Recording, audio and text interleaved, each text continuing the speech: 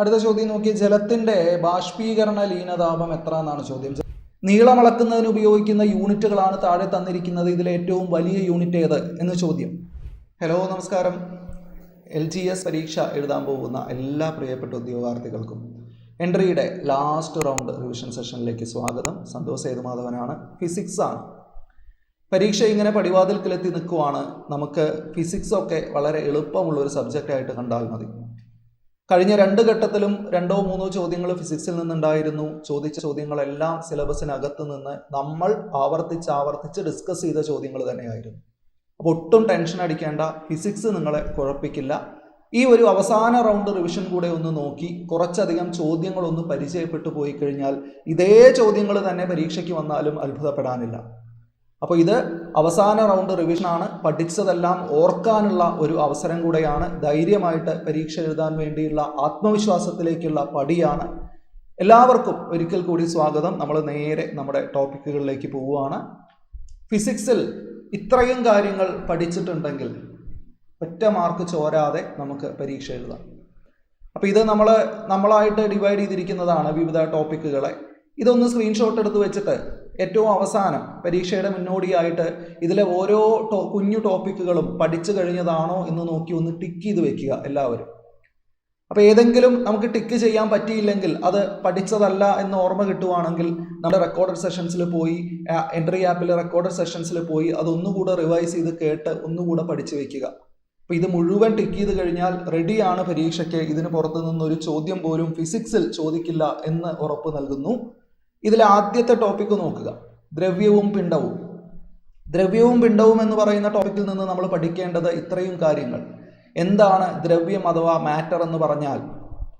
നിലനിൽക്കാൻ സ്ഥലം ആവശ്യമുള്ള മാസ് ഉള്ള എല്ലാ വസ്തുക്കൾക്കും ദ്രവ്യം എന്ന് പറയും.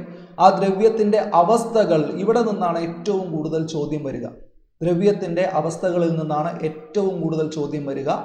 ഈ അവസ്ഥകളിൽ ഖരം, ദ്രാവകം, വാതകം എന്ന് പറയുന്ന 3 അവസ്ഥ, അത് കഴിഞ്ഞ് കണ്ടുപിടിക്കപ്പെട്ട 4 അവസ്ഥകളും കൂടെ ചേർന്ന് 7 അവസ്ഥകൾ. ഈ 7 അവസ്ഥകളിൽ നിന്ന് ചോദ്യം പ്രതീക്ഷിക്കാം. അപ്പം ഞാനത് ഒന്നുകൂടെ ഓർമ്മയിലേക്ക് കൊണ്ടുവരികയാണ്. ഖരം, ദ്രാവകം, വാതകം, ഈ 3 പേരെ കുറിച്ച് ചോദ്യങ്ങൾ വരുമ്പോൾ ഇവരെ തമ്മിൽ കമ്പയർ ചെയ്തുള്ള ചോദ്യങ്ങളാണ് വരിക. കണങ്ങൾ അടുത്തടുത്ത് സ്ഥിതി ചെയ്യുന്ന അവസ്ഥ ഏതാ? ഖരാവസ്ഥ.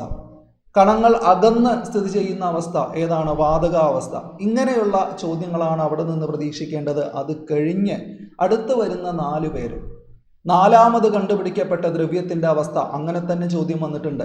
ഏതാണ്? പ്ലാസ്മ. പ്ലാസ്മ അവസ്ഥയെക്കുറിച്ച് പലതരത്തിൽ ചോദ്യം വരാം. ഉന്നത താപനിലയിൽ ദ്രവ്യം കാണപ്പെടുന്ന അവസ്ഥ പ്ലാസ്മ അവസ്ഥയാണ്. ഉന്നത താപനില എന്ന് പറയുമ്പോൾ സൂര്യനിലെയൊക്കെ താപനില ഒരു 5000 ഡിഗ്രി സെൽഷ്യസ് വരെയൊക്കെയുള്ള ഉന്നത താപനിലയിൽ ചുട്ടുപഴുത്ത അവസ്ഥയിൽ ദ്രവ്യം കാണപ്പെടുന്നതാണ് പ്ലാസ്മ അവസ്ഥ. അയണീകരിക്കപ്പെട്ട അവസ്ഥയിൽ, ചുട്ടുപഴുക്കുക എന്ന് പറയുമ്പോൾ ആ ചൂടിൽ അയണീകരിക്കപ്പെടും. അയണീകരിക്കപ്പെട്ട അവസ്ഥയിൽ ദ്രവ്യം കാണപ്പെടുന്നതാണ് പ്ലാസ്മ അവസ്ഥ. പ്ലാസ്മയെക്കുറിച്ച് ഒരുപാട് ചോദ്യങ്ങൾ വരാം. നക്ഷത്രങ്ങളിൽ ദ്രവ്യം കാണപ്പെടുന്നത്, സൂര്യനിൽ ദ്രവ്യം കാണപ്പെടുന്നത്, പ്രപഞ്ചത്തിൽ ഏറ്റവും കൂടുതൽ ദ്രവ്യം കാണപ്പെടുന്ന അവസ്ഥ, അതൊക്കെ പ്ലാസ്മ അവസ്ഥയാണ്. അത് കഴിഞ്ഞ് കണ്ടുപിടിക്കപ്പെട്ട 5ാമത്തെ അവസ്ഥ ബോസ്-ഐൻസ്റ്റീൻ കണ്ടൻസേറ്റ്, പിന്നെ fermionic condensate, quark, gluon, plasma. ഇതിൻ്റെയൊക്കെ പേര് പഠിച്ചിരിക്കണം. ഈ 7 പേരെ സംബന്ധിച്ചുള്ള ചോദ്യങ്ങൾ നമുക്ക് വരാം. അത് കഴിഞ്ഞ് അവസ്ഥാ പരിവർത്തനം എന്ന് പറയുന്ന ഭാഗത്ത് നിന്ന് ഒരവസ്ഥയിൽ നിന്ന് വേറൊരവസ്ഥയിലേക്ക് മാറൽ, പ്രധാനമായും എന്താണ് ബാഷ്പീകരണം, എന്താണ് സാന്ദ്രീകരണം, ഉത്പതനം, ഇവിടെ നിന്നാണ് ചോദ്യങ്ങൾ വരിക. ഉത്പതനം എന്ന് പറഞ്ഞാൽ ഖരം നേരിട്ട് വാതകമാവുന്ന അവസ്ഥയാണ്. ഖരം നേരിട്ട് ദ്രാവകമാവാതെ വാതകമാവുന്ന അവസ്ഥയാണ് ഉത്പതനം എന്ന് പറയുന്നത്. വ്യാപനം എന്നൊരു വാക്കുകൂടെ ഒന്ന് ശ്രദ്ധിക്കുക. കാരണം അവസ്ഥാ പരിവർത്തനത്തിന്റെ കൂട്ടത്തിൽ പെടാത്ത ഒരു വാക്കാണ് വ്യാപനം. വായുവിലേക്കൊക്കെ ചന്ദനത്തിരിയൊക്കെ കത്തിച്ചു വെച്ച് കഴിഞ്ഞാൽ ചന്ദനത്തിരിയുടെ സുഗന്ധം വായുവിലേക്ക് വ്യാപിക്കുന്നതിന് വ്യാപനം എന്നാ പറയുക. അത് അവസ്ഥാ പരിവർത്തനമല്ല. ഒരു ദ്രവ്യത്തിലേക്ക് വേറൊരു ദ്രവ്യം വ്യാപിക്കുന്നതാണ്, കലരുന്നതാണ്. അല്ലേ? ഈ ബിരിയാണി ചെമ്പൊക്കെ പൊട്ടിച്ചു കഴിഞ്ഞാൽ അതിൻ്റെ മണം വായുവിലൂടെ കലർന്ന് നമ്മുടെ മൂക്കിലെത്തുന്നത് വ്യാപനം വഴിയാണ്. ഓക്കെ, അപ്പം ഇത്രയും കാര്യങ്ങൾ അറിഞ്ഞിരുന്നാൽ പിന്നെ ദ്രവ്യവുമായിട്ട് ബന്ധപ്പെട്ട ചില അടിസ്ഥാന അളവുകളുണ്ട്. പിണ്ഡം, ഭാരം, വ്യാപ്തം, സാന്ദ്രത തുടങ്ങിയവ. പിണ്ഡമെന്ന് പറഞ്ഞാൽ മാസാണ്, കിലോഗ്രാമിലാണ് അളക്കുക. ഭാരമെന്ന് പറഞ്ഞാൽ ഒരു വസ്തുവിൽ അനുഭവപ്പെടുന്ന ഗുരുത്വാകർഷണ ബലമാണ്, അത് ന്യൂട്ടനിലാണ് അളക്കുക. വ്യാപ്തം എന്ന് പറഞ്ഞു കഴിഞ്ഞാൽ ഒരു വസ്തുവിന് നിലനിൽക്കാൻ ആവശ്യമായ സ്ഥലമാണ് വ്യാപ്തം എന്ന് പറയുന്നത്. അത് മീറ്റർ ക്യൂബിൽ അളക്കാം, ലിറ്ററിൽ അളക്കാം. സാന്ദ്രത എന്ന് പറഞ്ഞു കഴിഞ്ഞാൽ ഒരു യൂണിറ്റ് വ്യാപ്തത്തിൽ എത്ര മാസ് ഉണ്ട് എന്നുള്ളതിൻ്റെ അളവാണ് സാന്ദ്രത എന്ന് പറയുന്നത്. അത് സാധാരണ രീതിയിൽ കിലോഗ്രാം പെർ മീറ്റർ ക്യൂബിലാണ് അളക്കാറ്.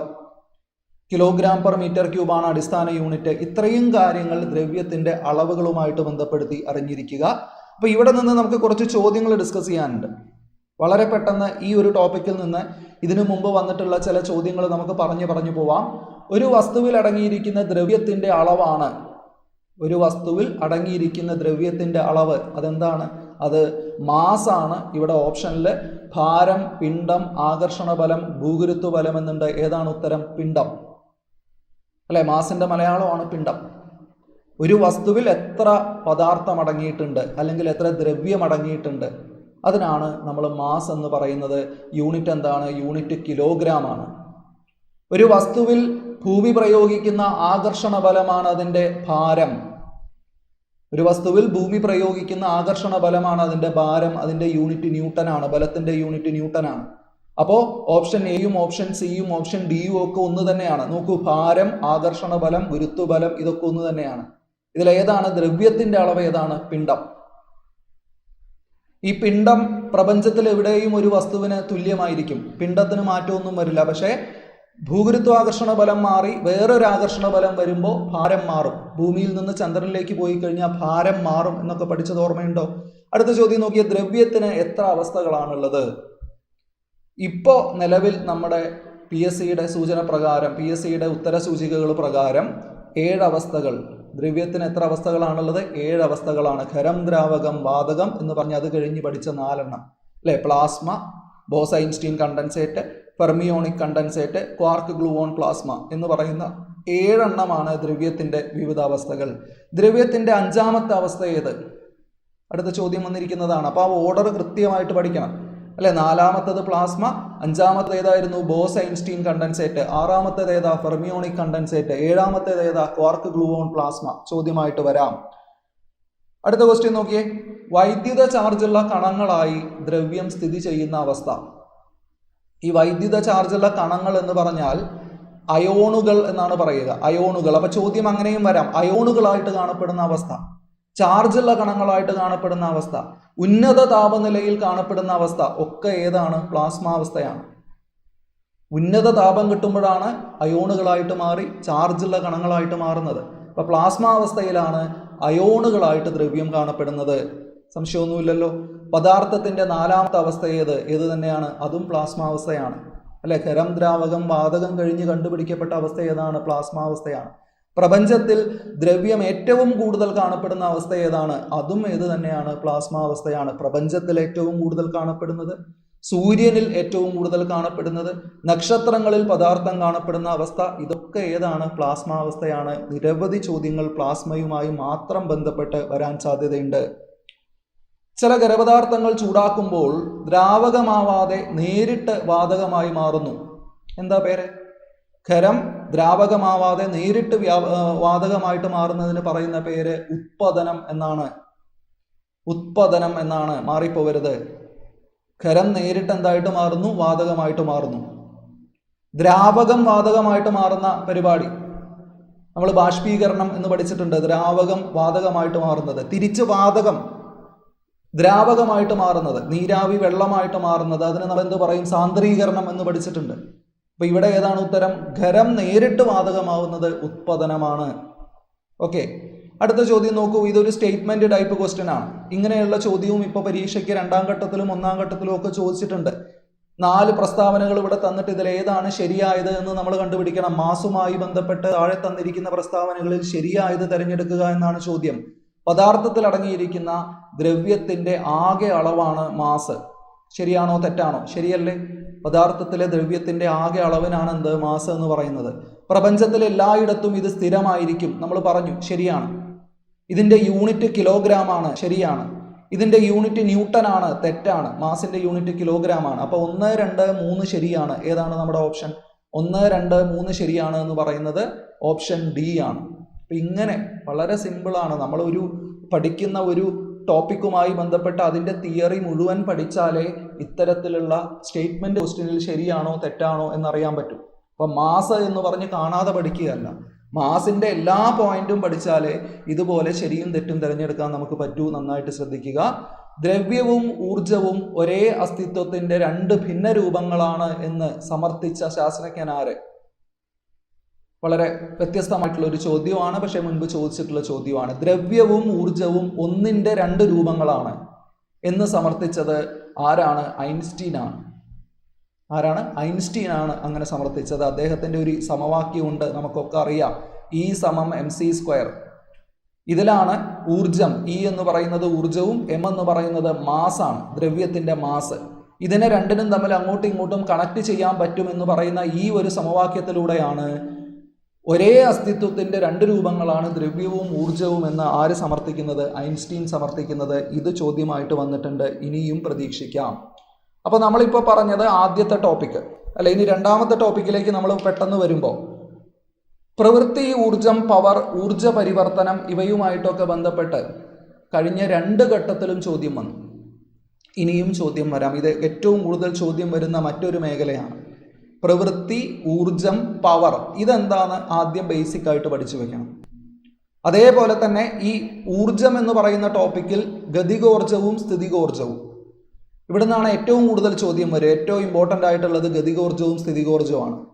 ഇതിൻ്റെ സമവാക്യം, ഇതിൻ്റെ ഡെഫിനിഷൻ, നിർവചനം, ഇതിൽ നിന്ന് വരുന്ന സിമ്പിൾ ആയിട്ടുള്ള ചില ഗണിത പ്രശ്നങ്ങൾ, വലിയ കോംപ്ലിക്കേറ്റഡ് പ്രോബ്ലം ഒന്നും വരില്ല, സിമ്പിൾ ആയിട്ടുള്ള ചില ഗണിത പ്രശ്നങ്ങൾ ഈ ഭാഗത്ത് നിന്ന് വരും. അപ്പോൾ നമുക്ക് ആ ഭാഗത്ത് നിന്നുള്ള കുറച്ച് ചോദ്യങ്ങൾ നോക്കിക്കഴിഞ്ഞാൽ ഏറ്റവും കൂടുതൽ ശ്രദ്ധിക്കേണ്ടത് ഊർജ പരിവർത്തനമാണ്. ഒന്നാം ഘട്ടത്തിൽ ചോദ്യം വന്നു, LGS ഒന്നാം ഘട്ടത്തിൽ ചോദ്യം വന്നു, ജനറേറ്ററിൽ നടക്കുന്ന ഊർജ പരിവർത്തനം ഏത്? ജനറേറ്ററിൽ നടക്കുന്ന ഊർജ പരിവർത്തനം, ജനറേറ്റർ യാന്ത്രികോർജത്തെ എന്താക്കി മാറ്റുന്നു? വൈദ്യുതോർജമാക്കി മാറ്റുന്നു. അല്ലെ, ജനറേറ്റർ വൈദ്യുതി ഉൽപ്പാദിപ്പിക്കാനുള്ള ഉപകരണമാണ്. അതിലെന്താ കൊടുക്കുന്നത്? വൈദ്യുതി ഉൽപ്പാദിപ്പിക്കാൻ ജനറേറ്ററിനെ കറക്കി കൊടുക്കുക ചെയ്യുന്നത്. കറക്കുക എന്ന് പറഞ്ഞാൽ യാന്ത്രികോർജമാണ്. അപ്പൊ ജനറേറ്ററിന് യാന്ത്രികോർജമാണ് കൊടുക്കുന്നത്. എന്തായിട്ട് മാറുന്നു? വൈദ്യുതോർജമായിട്ട് മാറുന്നു. ഇവിടെ ജനറേറ്ററിൽ നടക്കുന്ന ഊർജ പരിവർത്തനം യാന്ത്രികോർജം വൈദ്യുതോർജമായി മാറുന്നു എന്നുള്ളതാണ് ഉത്തരം. ജനറേറ്ററിന് പകരം ഇതിൽ ഏതും ചോദിക്കാം.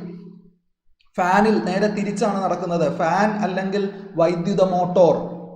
ഫാനിൽ ഏതാ ഉപകരണം? ഫാന് കറങ്ങുന്നത് എന്തുകൊണ്ടാണ്? വൈദ്യുത മോട്ടോർ ഉള്ളത് കൊണ്ടാണ്. അപ്പോൾ വൈദ്യുത മോട്ടോറിൽ നടക്കുന്ന ഊർജ പരിവർത്തനം നേരെ തിരിച്ചാണ്. എന്താണ്? വൈദ്യുതി കൊടുക്കുന്നു, കറങ്ങുന്നു. അപ്പോൾ വൈദ്യുതോർജം യാന്ത്രികോർജമായിട്ട് മാറുന്നു. അങ്ങനെ ചിന്തിക്കുക. ഇസ്തിരിപ്പെട്ടിയും ബൾബും ഒക്കെ നമുക്കറിയാം അല്ലെ, ഒരു പ്രശ്നവുമില്ല. വൈദ്യുതി കൊടുക്കുന്നു, ഇസ്തിരിപ്പെട്ടിയാണെങ്കിൽ താപോർജം തരുന്നു, ബൾബാണെങ്കിൽ പ്രകാശോർജം തരുന്നു. ഇങ്ങനെയുള്ള ഉപകരണങ്ങളാണ് ചോദിക്കുക. ഊർജ പരിവർത്തനം വളരെ പ്രധാനപ്പെട്ട ഒരു സംഗതിയാണ്. മറ്റ് ചോദ്യങ്ങൾ ഈ ഭാഗത്ത് നിന്ന് വന്നത്, ഒരു വസ്തുവിന് സ്ഥാനം കൊണ്ട് ലഭ്യമാകുന്ന ഊർജം ഏത്? ഏതാണ് ഉത്തരം? സ്ഥാനം കൊണ്ട്, ഉയരം കൊണ്ട്, സ്ഥിതി കൊണ്ട് ഒക്കെ ലഭ്യമാകുന്ന ഊർജമാണ് സ്ഥിതികോർജം അഥവാ പൊട്ടൻഷ്യൽ എനർജി. സംശയമൊന്നുമില്ലല്ലോ. അതേപോലെ ഗതികോർജമാണെങ്കിൽ എന്താ ചോദ്യം വരിക?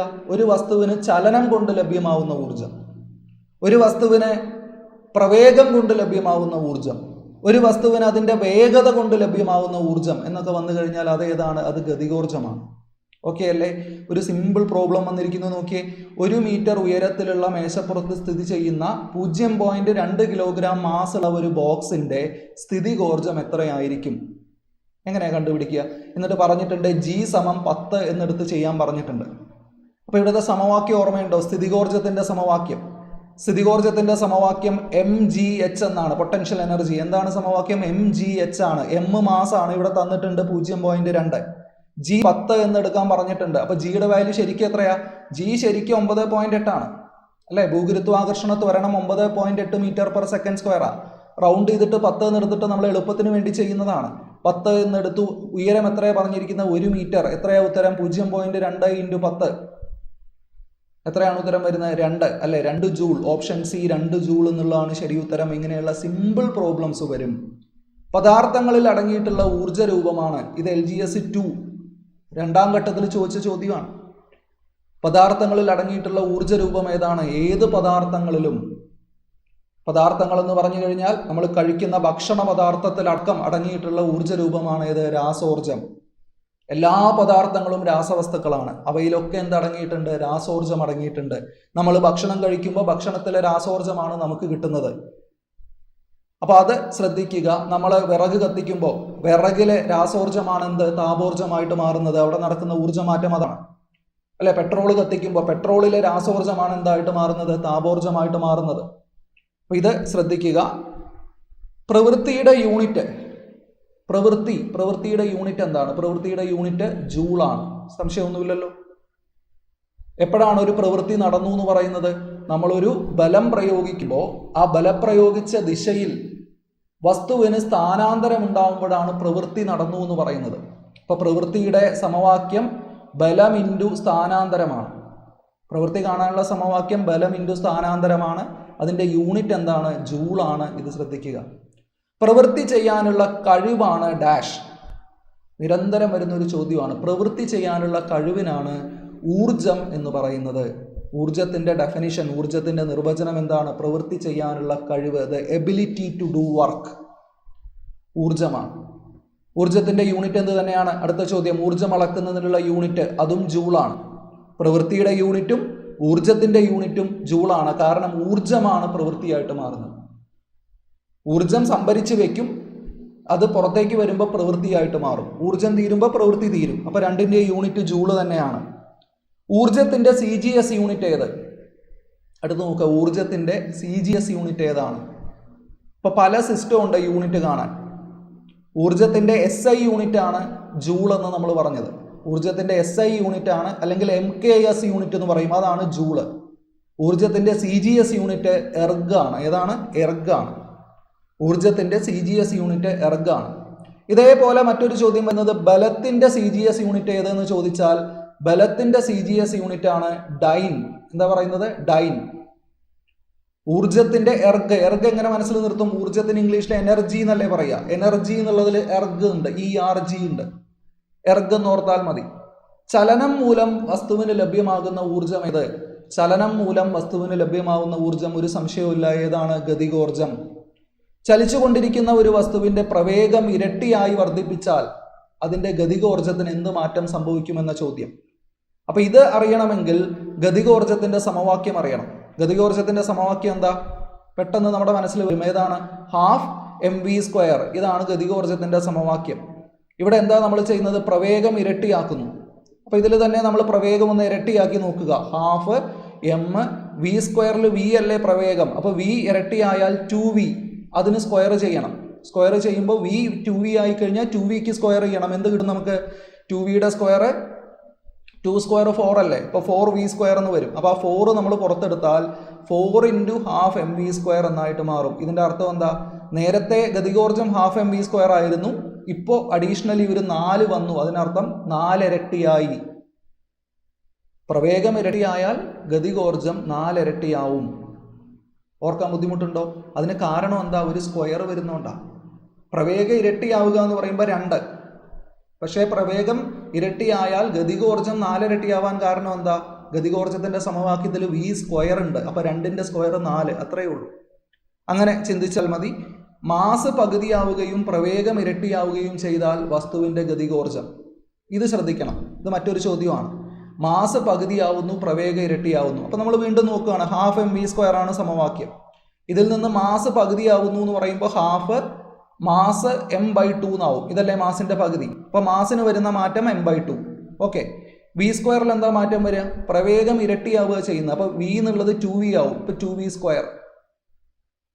ശരിയല്ലേ? 2v². അപ്പോൾ ഇതൊന്ന് ചെയ്ത് നോക്കിക്കഴിഞ്ഞാൽ ഹാഫ് അവിടെയുണ്ട്, m/2ൻ്റെ 2 അവിടെയുണ്ട് അല്ലേ. ഹാഫ് ഉണ്ട്, m/2 അവിടെയുണ്ട്. 2v² എന്ന് പറയുമ്പോൾ 2² 4 ആണ്. 4v² വരും. ഇതിൽ നിന്ന് ഈ 4ഉം 2ഉം വെട്ടിക്കഴിഞ്ഞാൽ ഇവിടെ ഒരു 2 വരും. ശരിയല്ലേ? ആ 2 നമ്മൾ പുറത്തേക്ക് എടുത്താൽ ½ mv² അവിടെ തന്നെ നിർത്തണം. അതിനൊന്നും ചെയ്യരുത്. കാരണം ഈ ½ mv² ആണ് ഗതികോർജം. ഗതികോർജത്തിന് മുന്നിൽ എന്ത് വരുന്നു? ഒരു 2 വരുന്നു. അപ്പോൾ അതിൻ്റെ അർത്ഥം എന്താ? ഇരട്ടിയാവുന്നു. മാസ് പകുതിയായിട്ട് പ്രവേഗം ഇരട്ടിയായാൽ ഗതികോർജം ഇരട്ടിയാവുന്നു. അപ്പോൾ സിമ്പിളായിട്ടുള്ള ഗണിത പ്രശ്നമാണ്. ചോദ്യത്തിൽ പറഞ്ഞിരിക്കുന്നത് മനസ്സിലാക്കി സമവാക്യത്തിൽ കൊടുത്തു കഴിഞ്ഞാൽ ഈസി ആയിട്ട് ആൻസറിലേക്ക് എത്താൻ പറ്റും. ഇതുപോലെയുള്ള ചോദ്യം ഇവിടെ നിന്ന് പ്രതീക്ഷിക്കാം.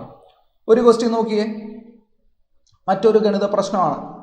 50 കിലോഗ്രാം മാസുള്ള ഒരാൾ 15 സെന്റിമീറ്റർ വീതം ഉയരമുള്ള 20 കോണിപ്പടികൾ കയറാൻ 60 സെക്കൻഡ് സമയമെടുത്തുവെങ്കിൽ അയാളുടെ പവർ കാണുക എന്നാണ് പറയുന്നത്.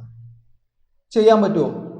ചിലപ്പോൾ വായിക്കുമ്പോൾ വലിയൊരു പ്രോബ്ലം ആയിട്ടൊക്കെ തോന്നും. ഒരു പ്രശ്നവുമില്ല. ഇവിടെ ഒരാൾ എന്താ ചെയ്യുന്ന, സ്റ്റെപ്പ് കയറി മുകളിലോട്ട് പോവുക. അങ്ങനെയാണെങ്കിൽ അയാൾ ചെയ്ത പ്രവൃത്തി കാണാൻ പറ്റണം. ഒരാൾ ഉയരത്തിലേക്ക് പോകുമ്പോൾ, അതായത് താഴെ നിന്ന് മുകളിലേക്ക് പോകുമ്പോൾ ഗുരുത്വാകർഷണ ബലത്തിന് എതിരായിട്ടാണ് പ്രവൃത്തി ചെയ്യുന്നത്. ഗുരുത്വാകർഷണ ബലത്തിന് എതിരായിട്ട് പ്രവൃത്തി ചെയ്താൽ പ്രവൃത്തി കാണാനുള്ള സമവാക്യം mgh ആണ്. എത്ര സമയം കൊണ്ടാണ് ചെയ്യുന്നത്? 60 സെക്കൻഡ് സമയം കൊണ്ടാണ്. അപ്പൊ സമയം കൊണ്ട് ഹരിച്ചു കഴിഞ്ഞാൽ നമുക്ക് പവർ കിട്ടും. ഇത്രയേ ഉള്ളൂ.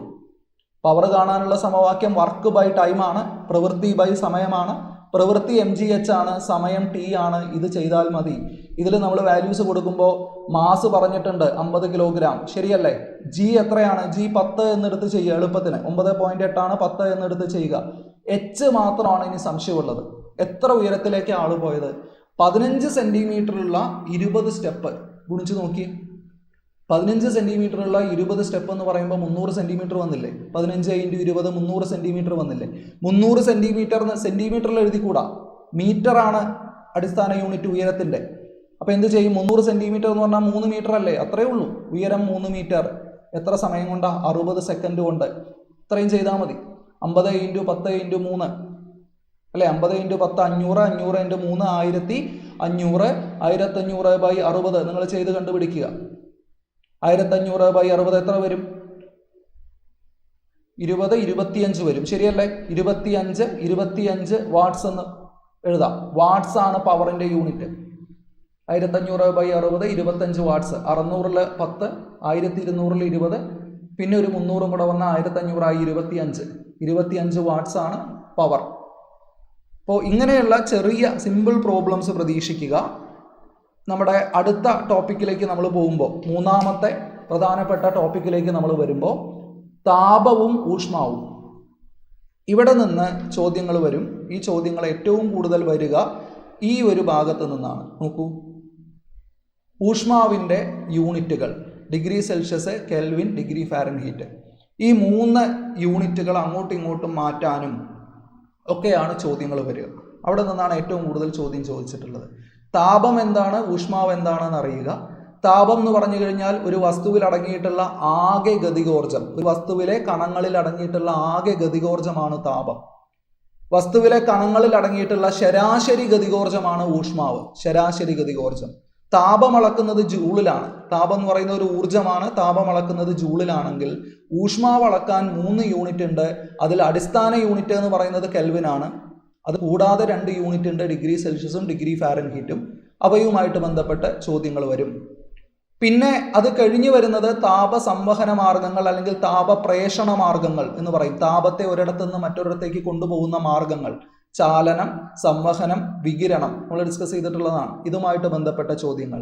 പിന്നെ ജലത്തിന്റെ വിശിഷ്ട താപധാരിത, ദ്രവീകരണ ലീനതാപം, ബാഷ്പീകരണ ലീനതാപം, അസാധാരണ വികാസം, ജലവുമായിട്ട് ബന്ധപ്പെട്ട് ഇത് 4 അറിഞ്ഞിരിക്കണം. ഇതിൽ ആദ്യത്തെ 3 വാല്യൂ അറിഞ്ഞിരിക്കണം. എത്രയാണ് ജലത്തിന്റെ വിശിഷ്ട താപധാരിത? 4200 ജൂൾ പെർ കിലോഗ്രാം കെൽവിൻ. അതേപോലെ ദ്രവീകരണ ലീനതാപം എത്ര, ബാഷ്പീകരണ ലീനതാപം എത്ര എന്നൊന്ന് അറിഞ്ഞിരിക്കണം ജലവുമായിട്ട് ബന്ധപ്പെട്ടിട്ട്. ഇത്രയും ചോദ്യങ്ങളാണ് താപവും ഊഷ്മാവിൽ നിന്ന് വരിക. അതിൽ തന്നെ ഏറ്റവും പ്രധാനപ്പെട്ടത് ഈ പറഞ്ഞ ഫാരൻഹീറ്റ്, സെൽഷ്യസ്, കെൽവിൻ 3 യൂണിറ്റുകളുടെ കൺവേർഷനാണ്. സ്ഥിരം ചോദിക്കുന്ന ചോദ്യങ്ങൾ ഇപ്പോഴേ പറഞ്ഞു തരാം. നമുക്കറിയാം ജലത്തിൻ്റെ തിളനില നമ്മൾ പഠിച്ചിരിക്കുന്നത് പണ്ട് സ്കൂളിൽ 100 ഡിഗ്രി സെൽഷ്യസ് എന്നാണ്. 100 ഡിഗ്രി സെൽഷ്യസ് എന്ന് ഓർക്കാൻ ബുദ്ധിമുട്ടില്ല. ജലം തിളയ്ക്കുന്നത്, വെള്ളം തിളയ്ക്കുന്നത് 100 ഡിഗ്രി സെൽഷ്യസിലാണ്. ഇതിന് തുല്യമായ ഫാരൻഹീറ്റ് സ്കെയിൽ 212 ഡിഗ്രി ഫാരൻഹീറ്റാണ്. ഇതിന് തുല്യമായ കെൽവിൻ 373 ആണ്. ഇത് ഓർത്ത് വെക്കണം. ഇത് ഇങ്ങനെ തന്നെ ചോദ്യം വരാം.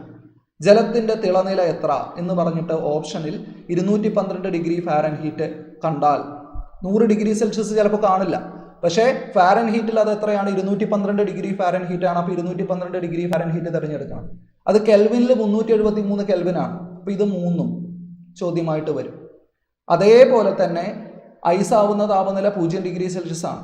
ജലം ഐസാവുന്ന താപനില 0 ഡിഗ്രി സെൽഷ്യസ് ആണ്. അതിന് തുല്യമായത് ഫാരൻഹീറ്റ് സ്കെയിലിൽ 32, കെൽവിൻ സ്കെയിലിൽ 273. നിരന്തരം ചോദ്യം വരുന്ന ഭാഗമാണ്. വെള്ളം ഐസാവുന്ന താപനില ഡിഗ്രി സെൽഷ്യസ് സ്കെയിലിൽ 0 നമുക്കറിയാം. ഫാരൻഹീറ്റ് സ്കെയിലിൽ അത് 32, കെൽവിൻ സ്കെയിലിൽ 273. പിന്നെ ഒരു ചോദ്യം, നമുക്ക് തണുപ്പിക്കാൻ പറ്റുന്ന ഏറ്റവും താഴെയുള്ള താപനില -273 ഡിഗ്രി സെൽഷ്യസ് ആണ്. 0 നിന്ന് താഴോട്ട് പോയി -10, -20 അങ്ങനെ പോയി -273 തണുപ്പിക്കാവുന്ന ഏറ്റവും താഴെയുള്ള താപനില. അതിന് തുല്യമായ കെൽവിൻ സ്കെയിലാണ് 0 കെൽവിൻ. അതായത് കെൽവിൻ സ്കെയിൽ തുടങ്ങുന്നത് ഏറ്റവും താഴെ നിന്നാണ്, അതിന് താഴേക്ക് തണുപ്പിക്കാൻ പറ്റില്ല. അതുകൊണ്ട് തന്നെ കെൽവിൻ സ്കെയിലിൽ 0-ന് താഴേക്ക് നമ്പറില്ല, നെഗറ്റീവ് സംഖ്യകളില്ല. അതുകൊണ്ടാണ് നെഗറ്റീവ് സംഖ്യകളില്ലാത്ത കേവല താപനില എന്ന് ഏത് സ്കെയിലിനെ വിളിക്കുന്നത്? കെൽവിൻ സ്കെയിലിനെ വിളിക്കുന്നത് കേവല താപനില. അപ്പൊ കേവല 0 എന്ന് പറഞ്ഞാൽ 0 കെൽവിനാണ്. കേവല 0 എന്ന് പറഞ്ഞാൽ 0 കെൽവിനാണ്. കേവല 0 എന്ന് ഡിഗ്രി സെൽഷ്യസിൽ പറഞ്ഞാൽ -273 ആണ്. കേവല 0 താപനില ഏതെന്ന് ചോദിച്ചാൽ കെൽവിൻ സ്കെയിലിൽ 0, അതിന് തുല്യമായിട്ട് ഡിഗ്രി സെൽഷ്യസ് സ്കെയിലിൽ ഏതാ? -273. ഇവിടെ നിന്ന് ഇത്രയും ചോദ്യങ്ങളുണ്ട് ഈ ഒരൊറ്റ ടോപ്പിക്കിൽ നിന്ന്, അത് ശ്രദ്ധിക്കുക. നമ്മൾ ഡിഗ്രി സെൽഷ്യസിൽ നിന്ന് കെൽവിനിലേക്ക് മാറ്റാനും ഡിഗ്രി സെൽഷ്യസിൽ നിന്ന് ഫാരൻഹീറ്റിലേക്ക് മാറ്റാനും ഒക്കെ വിശദമായിട്ട് പറഞ്ഞിട്ടുണ്ട്. കെൽവിനിലേക്ക് മാറ്റാൻ വളരെ എളുപ്പമാണ്. എന്താണ്? ഡിഗ്രി സെൽഷ്യസിൽ എന്ത് തന്നോ അതിൻ്റെ കൂടെ 273 കൂട്ടുക, അല്ലേ? 100 ഡിഗ്രി സെൽഷ്യസ് 100 + 273 373 ആണ്. അങ്ങനെയാണ് 100 373 കെൽവിൻ ആവുന്നത്, അല്ലെ? 0 ഡിഗ്രി സെൽഷ്യസ് 0 + 273 273 കെൽവിനാണ്. ശ്രദ്ധിക്കുക. എന്നാൽ ഫാരൻഹീറ്റിലേക്ക് മാറ്റാനാണ് പലപ്പോഴും പലർക്കും ബുദ്ധിമുട്ടുണ്ടാവാറ്. ഡിഗ്രി സെൽഷ്യസിൽ തന്ന ഫാരൻഹീറ്റിലേക്ക് മാറ്റാൻ ഈ ഫോർമുല ഇനി കാണാതെ പഠിച്ച് മനസ്സിൽ നിൽക്കുന്നില്ലെങ്കിൽ 3 സ്റ്റെപ്പായിട്ട് ചിന്തിക്കുക. 3 സ്റ്റെപ്പ് എന്താണ് ചിന്തിക്കേണ്ടത്? 100 ഡിഗ്രി സെൽഷ്യസ് എങ്ങനെയാണ് 212 ഡിഗ്രി ഫാരൻഹീറ്റ് ആവുന്നത് എന്ന് മാത്രം ചിന്തിക്കുക. 100 ഡിഗ്രി സെൽഷ്യസ് എങ്ങനെയാണ് 212 ഡിഗ്രി ഫാരൻഹീറ്റ് ആവുന്നത്? എങ്ങനെയാണ്? 100 ഡിഗ്രി സെൽഷ്യസിനെ ആദ്യം ഫസ്റ്റ് സ്റ്റെപ്പ് 5 കൊണ്ട് ഹരിക്കും, അപ്പോൾ നമുക്ക് 20 കിട്ടും. ഈ 20നെ 9 കൊണ്ട് ഗുണിക്കും, അപ്പോൾ നമുക്ക് 180 കിട്ടും. ശരിയല്ലേ? ഇതിൻ്റെ കൂടെ 32 കൂട്ടും, അപ്പോൾ നമുക്ക് 212 കിട്ടും. ഇതാണ് സ്റ്റെപ്പ്. ഫസ്റ്റ് സ്റ്റെപ്പ് എന്താ? 5 കൊണ്ട് ഹരിക്കുക. അടുത്ത സ്റ്റെപ്പ് എന്താ? 9 കൊണ്ട് ഗുണിക്കുക. അടുത്തത് എന്താ? 32 കൂട്ടുക. അപ്പോൾ എങ്ങോട്ട് പോകും? 212ലേക്ക് പോകും. ഇത് ഓർത്ത് വെച്ചാൽ ഇനി വേറെ ഏത് ഡിഗ്രി സെൽഷ്യസ് തന്നാലും നമുക്ക് ആൻസർ ചെയ്യാൻ പറ്റും. ഓക്കെ അല്ലേ? അപ്പോൾ ഇത് നന്നായിട്ട് ശ്രദ്ധിക്കുക. താപനിലയുടെ അളവ് പരിവർത്തനം നിർബന്ധമായിട്ടും വരാവുന്ന ചോദ്യമാണ്. ഇതിൻ്റെ കൂടെ തന്നെ ഒരളവ് കൂടെ പറയുകയാണ്. നമ്മുടെ മനുഷ്യ ശരീരത്തിൻ്റെ താപനില, സാധാരണ താപനില ഡിഗ്രി സെൽഷ്യസിൽ പറയുമ്പോൾ 37 ഡിഗ്രി സെൽഷ്യസ് എന്നാണ് പറയുക. 37 ഡിഗ്രി സെൽഷ്യസ് ആണ് നമ്മുടെ ശരീരത്തിൻ്റെ ഡിഗ്രി സെൽഷ്യസിലെ താപനില. ഇതിന് തുല്യമായിട്ട് കെൽവിൻ സ്കെയിലിൽ വരുമ്പോൾ ഒന്ന് ആലോചിച്ച് നോക്കിയേ. 273 കൂട്ടുക, 37ഉം 273 310 കെൽവിൻ. ഇതാണ് കെൽവിൻ സ്കെയിലിലെ ഇതിന് തുല്യമായ താപനില. ഇത് തന്നെ ഫാരൻഹീറ്റ് സ്കെയിലിലേക്ക് വന്നാൽ നമ്മൾ ഈ സമവാക്യമൊക്കെ വെച്ച് ചെയ്ത് കണ്ടുപിടിക്കുമ്പോൾ നമുക്ക് 98.6 ഡിഗ്രി ഫാരൻഹീറ്റ് എന്ന് കിട്ടും. ഇപ്പോൾ 37 ഡിഗ്രി സെൽഷ്യസ് എന്ന് പറഞ്ഞാലും 310 കെൽവിൻ എന്ന് പറഞ്ഞാലും 98.6 ഡിഗ്രി ഫാരൻഹീറ്റ് എന്ന് പറഞ്ഞാലും ഒന്നാണ് മനുഷ്യ ശരീരത്തിൻ്റെ സാധാരണ താപനില. അപ്പോൾ ഇതിൽ ഏത് ഓപ്ഷനിൽ കണ്ടാലും തിരഞ്ഞെടുക്കാൻ ശ്രദ്ധിക്കുക. ചില ചോദ്യങ്ങൾ നോക്കിയാലോ വളരെ പെട്ടെന്ന്. താപത്തിൻ്റെ യൂണിറ്റ് എന്ത്? താപത്തിൻ്റെ യൂണിറ്റ് ജൂളാണ്, മാറിപ്പോരുത്. താപനിലയുടെ യൂണിറ്റ് ആണ് കെൽവിനും ഡിഗ്രി സെൽഷ്യസും ഒക്കെ. കെൽവിൻ, ഡിഗ്രി സെൽഷ്യസ്, ഫാരൻഹീറ്റ് ഒക്കെ താപനിലയുടെ അല്ലെങ്കിൽ ഊഷ്മാവിൻ്റെ യൂണിറ്റ് ആണ്. താപത്തിൻ്റെ യൂണിറ്റ് ജൂളാണ്. ഊഷ്മാവ് അളക്കുന്ന ഒരു യൂണിറ്റ് ആണ്. ഏതാണ് ഊഷ്മാവ് അളക്കുന്ന യൂണിറ്റ്? രണ്ടാമത്തെ ചോദ്യം. ഊഷ്മാവ് അളക്കുന്ന യൂണിറ്റ് കെൽവിനാണ്. താപനില അളക്കുന്ന യൂണിറ്റ് കെൽവിനാണ്. ഡിഗ്രി സെൽഷ്യസും ഉണ്ട്, ഫാരൻഹീറ്റും ഉണ്ട്. പക്ഷേ ഇവിടെ ഓപ്ഷനിൽ കെൽവിൻ മാത്രമേ ഉള്ളൂ. ജൂൾ, വാട്ട്, ഡൈൻ ഒക്കെ തന്നിട്ടുണ്ട്. ജൂൾ എന്തളക്കാനുള്ളതാണ്? ജൂള് താപം അളക്കാൻ, ഊർജം അളക്കാൻ, പ്രവൃത്തി അളക്കാനൊക്കെ ഉള്ളതാണ്. വാട്ട് എന്തളക്കാനുള്ളതാണ്? പവർ അളക്കാനുള്ളതാണ്, അല്ലെ? ഡൈൻ എന്താണ്? ഡൈൻ ബലത്തിൻ്റെ CGS യൂണിറ്റ് ആണ്. ബലം അളക്കാനുള്ള CGS യൂണിറ്റ് ആണ്. തെർമോമീറ്റർ വെച്ച് അളക്കുന്ന ഭൗതിക അളവ് ഏത്? തെർമോമീറ്റർ വെച്ച് അളക്കുന്ന ഭൗതിക അളവ് ഊഷ്മാവാണ്, താപമല്ല. മാറിപ്പോരുത്. തെർമോ എന്ന് പറയുമ്പോൾ ചിലപ്പോൾ മനസ്സിൽ താപം വരും. അല്ല, താപനില അളക്കാനുള്ള ഉപകരണമാണ് തെർമോമീറ്റർ. പലതരം തെർമോമീറ്റർ ഉണ്ട്. ക്ലിനിക്കൽ തെർമോമീറ്റർ ഉപയോഗിച്ചാണ് നമ്മുടെ ശരീരത്തിൻ്റെ താപനില അളക്കുന്നത്. താപം അളക്കാൻ അപ്പോൾ ഏതാ ഉപകരണം? താപം അളക്കുന്ന ഉപകരണത്തിൻ്റെ പേര് കലോറിമീറ്റർ എന്നാണ്. എന്താ പേര്? കലോറിമീറ്റർ എന്നാണ് പേര്. ശ്രദ്ധിക്കണം. മർദ്ദം അളക്കുന്ന ഉപകരണത്തിന്റെ പേര് ബാരോമീറ്റർ എന്നാണ്. മർദ്ദം അളക്കുന്ന ഉപകരണം ബാരോമീറ്റർ ആണ്. ആർദ്രത അളക്കുന്ന ഉപകരണം എന്ന് പറയുന്നത് ഹൈഗ്രോമീറ്റർ ആണ്. ഹൈഗ്രോമീറ്റർ. ആർദ്രത അളക്കുന്ന ഉപകരണം ഹൈഗ്രോമീറ്റർ ആണ്. ഓരോന്നിനും അളക്കുന്ന ഉപകരണങ്ങളുണ്ട്. ഫാരൻഹീറ്റ് താപനില സ്കെയിലിൽ ജലത്തിന്റെ തിളനില എത്ര? നോക്കൂ, നേരത്തെ ഞാൻ പറഞ്ഞു ഇത് ചോദ്യം വരുമെന്ന് പറഞ്ഞു. ഫാരൻഹീറ്റ് താപനില സ്കെയിലിൽ ജലത്തിന്റെ തിളനില സംശയമൊന്നുമില്ലല്ലോ. എത്രയാ? 212 ഡിഗ്രി ഫാരൻഹീറ്റ് അല്ലെ? ജലത്തിന്റെ ദ്രവനില എത്രയാ? ഫാരൻഹീറ്റ് സ്കെയിലിൽ ജലത്തിന്റെ ദ്രവനില എത്രയാ? ദ്രവനില എന്ന് പറയുമ്പോൾ ഐസ് ജലമാവുന്ന ടെമ്പറേച്ചർ എത്രയാണ്? ഫാരൻഹീറ്റ് സ്കെയിലിൽ അത് 32 ഡിഗ്രിയാണ്. 32 ഡിഗ്രി ഫാരൻഹീറ്റ് ആണ് ദ്രവനില. അല്ലെങ്കിൽ വേറൊരു പേര് പറയും ഖരനില എന്നും പറയും. ഐസ് ആവുന്ന താപനില ഖരനില. രണ്ടും എന്താണ്? 32 ഡിഗ്രി ഫാരൻഹീറ്റ് ആണ്. ഫാരൻഹീറ്റ് സ്കെയിലിൽ ഡിഗ്രി സെൽഷ്യസിൽ 0 ഡിഗ്രി സെൽഷ്യസ്, കെൽവിനിൽ 273 കെൽവിൻ. ഓക്കെ. തന്മാത്രകളുടെ സ്ഥാനമാറ്റം മുഖേന താപം പ്രേഷണം ചെയ്യപ്പെടുന്ന രീതി. തന്മാത്രകളുടെ സ്ഥാനമാറ്റം മുഖേന താപം പ്രേഷണം ചെയ്യപ്പെടുന്ന രീതി ഏതാണ്?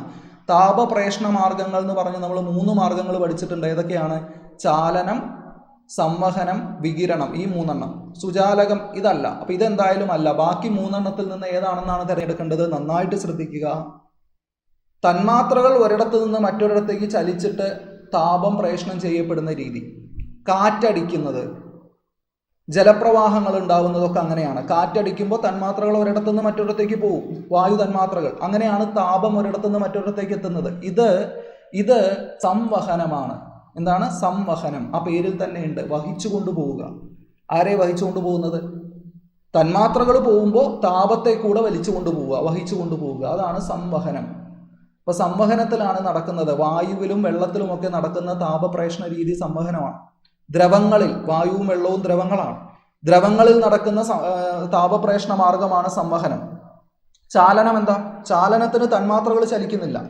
ഇരുമ്പിലൂടെ താപം കടന്നു പോകുമ്പോൾ ഇരുമ്പിന്റെ തന്മാത്രകൾ എങ്ങോട്ടും പോകുന്നില്ല, താപം മാത്രമേ പോകുന്നുള്ളൂ. അത് ചാലനമാണ്.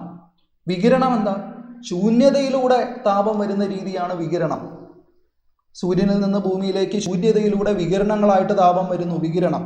ശ്രദ്ധിക്കുക, ഈ 3 നിന്നും ചോദ്യം വരാം. ചുവടെ നൽകിയിരിക്കുന്നവയിൽ താപപ്രേഷണ രീതിയിൽ ഉൾപ്പെടാത്തത് ഏതാണ്? താപപ്രേഷണ രീതിയിൽ ഉൾപ്പെടാത്തത് ഏതാണ് എന്നാണ് ചോദ്യം. അപ്പൊ ഇതിൽ ഏതൊക്കെയുണ്ട്? ചാലനമുണ്ട്, സംവഹനമുണ്ട്, വികിരണമുണ്ട്. ഉൾപ്പെടാത്തത് ഏതാണ്? ബാഷ്പീകരണം. ബാഷ്പീകരണം താപപ്രേഷണ രീതിയല്ല, അവസ്ഥാമാറ്റമാണ്. അവസ്ഥാമാറ്റത്തിന്റെ മാർഗമാണ് ബാഷ്പീകരണം. ദ്രാവകം വാതകമായിട്ട് മാറുന്നതിനാണ് ബാഷ്പീകരണം എന്ന് പറയുന്നത്. സംശയം ഉണ്ടാവില്ല എന്ന് വിചാരിക്കുന്നു. ജലത്തിന്റെ സാന്ദ്രത ഏറ്റവും കൂടുതൽ എപ്പോഴാണ്? ജലത്തിന്റെ സാന്ദ്രത ഏറ്റവും കൂടുതൽ 4 ഡിഗ്രി സെൽഷ്യസിലാണ്. 0 ഡിഗ്രി സെൽഷ്യസ് എന്ന് നമ്മൾ വിചാരിക്കും. 0 മുതൽ 100 വരെയാണ് ജലമായിട്ടിരിക്കുന്നത്. അത് ശ്രദ്ധിക്കണം. 0 മുതൽ 100 വരെയാണ് ജലമായിട്ടിരിക്കുന്നത്. ഇതിൽ സാന്ദ്രത ഏറ്റവും കൂടുതൽ വരുന്നത് 0 തണുപ്പിക്കുമ്പോഴാണ് സാന്ദ്രത കൂടി വരേണ്ടത്. പക്ഷേ ജലത്തിന്റെ അസാധാരണ വികാസം നിമിത്തം 4 ഡിഗ്രി സെൽഷ്യസിലാണ് സാന്ദ്രത ഏറ്റവും കൂടുതൽ സാന്ദ്രത വരുന്നത് 4 ഡിഗ്രി സെൽഷ്യസിലാണ്. ശ്രദ്ധിക്കുക, ഇനിയും ചോദ്യം വരാം. താഴെ കൊടുത്തിരിക്കുന്നവയിൽ ഏറ്റവും കൂടുതൽ വിശിഷ്ട താപധാരിതയുള്ളത് ആർക്കാണ്? ജലത്തിനാണ്. ജലത്തിന്റെ വിശിഷ്ട താപധാരിത 4200 ജൂൾ പെർ കിലോഗ്രാം കെൽവിൻ. ഇതാണ് ഈ തന്നിരിക്കുന്ന പദാർത്ഥങ്ങളിൽ ഏറ്റവും കൂടുതൽ വിശിഷ്ട താപധാരിത. 1 കെൽവിൻ താപനില ഉയർത്താൻ എത്ര താപം വേണം 1 കിലോഗ്രാം ജലത്തിന്? അതാണ് വിശിഷ്ട താപധാരിത. 1 കിലോഗ്രാം ജലത്തിന് 1 ഡിഗ്രി സെൽഷ്യസ് അല്ലെങ്കിൽ 1 കെൽവിൻ താപം ഉയർത്താൻ എത്ര താപം വേണം? 4200 ജൂൾ വേണം. ജലം ഐസാകുന്ന താപനില ഒരു സംശയമില്ല. ഏതാണ്? 0 ഡിഗ്രി സെൽഷ്യസ്. അതിലൊന്നും ഒരു കൺഫ്യൂഷനും ഇല്ലല്ലോ. അടുത്ത ചോദ്യം നോക്കി. ജലത്തിന്റെ ബാഷ്പീകരണ ലീനതാപം എത്ര എന്നാണ് ചോദ്യം. ജലത്തിന്റെ ബാഷ്പീകരണ ലീനതാപം, latent heat of vaporisation, kilo joule per കിലോഗ്രാമിൽ എത്രയാണെന്ന് ചോദിച്ചാൽ അത് ഇവിടെ തന്നിരിക്കുന്ന ഓപ്ഷനിൽ 2260 ആണ്. എത്രയാണ്? 2260 ആണ്. നന്നായിട്ട് ഓർത്ത് വെക്കുക. Latent heat of vaporisation LV എന്ന് എഴുതും. ബാഷ്പീകരണ ലീനതാപം മനസ്സിൽ വെക്കേണ്ടത് 2260 കിലോ ജൂൾ പെർ കിലോഗ്രാം. യൂണിറ്റിന് വളരെ പ്രധാനമുണ്ട്. ഇതിൽ കിലോ എന്നുള്ളത് 1000 ആണ്. അപ്പോൾ നമുക്ക് ഇങ്ങനെ വേണമെങ്കിൽ എഴുതാം. 2260 ഇൻറ്റു 10⁻3. കിലോയ്ക്ക് പകരം 10⁻3 എന്ന് പറഞ്ഞാൽ 1000 ആണ്. ജൂൾ പെർ കിലോഗ്രാം എന്ന് എഴുതാം. ഇങ്ങനെ എഴുതാം. അപ്പോൾ ഇങ്ങനെ വേണമെങ്കിൽ ഓപ്ഷനിൽ വരാം. 2260 ഇൻറ്റു 10⁻3 ജൂൾ പെർ കിലോഗ്രാം. ഇതിൽ തന്നെ ഇതിനെ നമുക്ക് 2260നെ 2.26 എന്ന് ചുരുക്കി കഴിഞ്ഞാൽ ആ 10⁻3 എന്നുള്ളത് 10⁻6 എന്നായിട്ട് മാറും. 3 പോയിന്റ് ഇടത്തോട്ട് വന്നാൽ അപ്പോൾ 2.26 ഇൻറ്റു 10⁻6 ജൂൾ പെർ കിലോഗ്രാം എന്ന് പറഞ്ഞാലും സെയിം ആണ്. ഇതൊക്കെ ഒരേ നമ്പറാണ്. അപ്പോൾ 2260 കിലോ ജൂൾ പെർ കിലോഗ്രാം എന്ന് ഓർത്ത് വെക്കുക. ഇതേപോലെ ഓർത്ത് വെക്കേണ്ട മറ്റൊരു നമ്പറാണ് ദ്രവീകരണ ലീനതാപം. ജലത്തിൻ്റെ ദ്രവീകരണ ലീനതാപം. അപ്പോൾ ഇത് ലേറ്റന്റ് ഹീറ്റ് ഓഫ് ഫ്യൂഷൻ എന്നാണ് പറയുക, LF. ഇതിൻ്റെ വാല്യൂ 334 ആണ്. 334 കിലോ ജൂളാണ്. കിലോ ജൂൾ പെർ കിലോഗ്രാം അങ്ങനെ തന്നെ ഓർക്കുക. രണ്ടിൻ്റെ യൂണിറ്റ് കിലോ ജൂൾ പെർ കിലോഗ്രാമിൽ ഓർത്താൽ മതി. ഒന്ന് 2260 ആണ് ബാഷ്പീകരണത്തിന് വേണ്ട ലീനതാപം. അടുത്തത് 334 കിലോ ജൂൾ പെർ കിലോഗ്രാം ആണ്. ജലത്തിൻ്റെ മാത്രം അറിഞ്ഞിരുന്നാൽ മതി. ജലത്തിനാണ് ഈ പറയുന്ന ലീനതാപവും വിശിഷ്ട താപധാരിതയൊക്കെ കൂടുതലുള്ളത്. അപ്പോൾ ആ ഭാഗത്ത് നിന്ന് ഇനിയും ചോദ്യം വരാം. ഇനിയുള്ള ടോപ്പിക്ക് കുറച്ച് വിശാലമായിട്ടുള്ള ടോപ്പിക്കാണ് പ്രകൃതിയിലെ ചലനങ്ങളും ബലവും. ശരിക്കും ഈ ചലനവും ബലവും സെപ്പറേറ്റ് രണ്ട് വലിയ ടോപ്പിക്കാണ്. അപ്പോൾ ഇവിടെ നിന്ന് വന്നിട്ടുള്ള ചോദ്യങ്ങൾ നമുക്ക് നോക്കണം. പ്രകൃതിയിലെ ചലനങ്ങളും ബലവുമായിട്ട് ബന്ധപ്പെട്ട് വളരെ പെട്ടെന്ന് ചില ചോദ്യങ്ങളിലൂടെ നമുക്ക് കടന്നു പോവാം. ചുറ്റുപാടുകളെ അപേക്ഷിച്ച് വസ്തുവിനുണ്ടാവുന്ന സ്ഥാനമാറ്റം. ചുറ്റുപാടുകളെ അപേക്ഷിച്ച് വസ്തുവിനുണ്ടാവുന്ന സ്ഥാനമാറ്റത്തിന് പറയുന്നത് ചലനം എന്നാണ്.